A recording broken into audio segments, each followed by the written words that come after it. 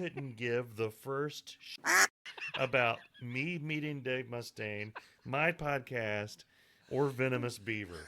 And I visited a record store, as I'm wont to do. I'm starting to love going to record stores. Well, I've always enjoyed going to record and stores. I go in there and I'm perusing. Now, longtime listeners and you and everyone who knows me knows that I am terrible at advertising the fact that we have a podcast. That's right. I will be wearing merch, and someone will say, "Hey, that looks like an interesting shirt you have on there. What is that shirt?" And I was like, "Whatever, get out of my face. Leave me alone." So I'm in this store, and I noticed that he's not the owner, but he's like a guy working in the store. How do you know he's not the owner? He may be. No, I know he's not because I've been to the store for years. Okay. He's not the owner. But he's wearing a Megadeth shirt. Megadeth. Now, not only have I seen Megadeth, I've met Megadeth, and we've talked about it on this show. Yes. So I was like, hey, that's a cool shirt. Them cows are out there banging in the field. Yeah, cows are episode 111. It's good, good episode. Yeah, great and episode. I said, hey, that's awesome. And he said, yeah, I saw him. I don't remember what he said. Anyway, I said, hey, I met Dave Mustaine. He was like, really? Yeah. And we start talking about it, and I'm telling the story. But the Venomous Beaver all t-shirts. y'all go listen to episode 111 if you haven't already. I tell him about the Venomous Beaver t-shirt, the fact that I have a podcast.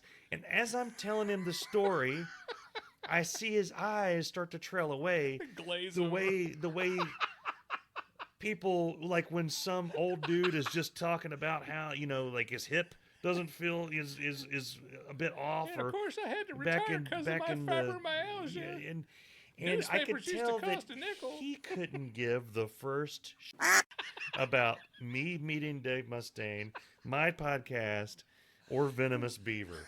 He wanted out of the conversation. So then I took this story and I just I wrapped it up really quick. And then I'm embarrassed. He's like, okay. And he goes back to the thing, to the counter.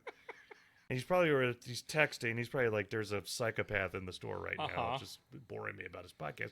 So I had already looked at what I wanted to look at, but I felt like I should be in there longer because if I just left right then, it would make it even more awkward.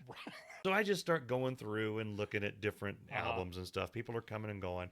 And I'm like, okay, I've been here a respectable amount of time. It's time for me to leave. And then he said, yeah, I saw Megadeth just last year up the street here. Oh. I was like, oh, really? And he's like, yeah, at the Civic Center. And I was like, okay, yeah, they didn't come here when I was, a kid or, back in the day. He's like, yeah. So, and then I start telling him where I saw him at Riverbend. And I'm going into that, and his eyes start trailing off again. And he starts wandering away. And I'm like, holy shit. Why are you starting a conversation with me? He was free. Just ask me a yes or no question. He probably, I don't know if he reset, if he's like the guy in Memento, where he forgot that I was boring the shit of him. He has no short-term memory whatsoever. There's a guy, or Dory, was it Dory? Dora Finding Nemo? Dory. Dory. Yeah. Yeah, he just came over and started the conversation again. Just keep swimming. Yes. So I had the same embarrassing interaction with the same person twice.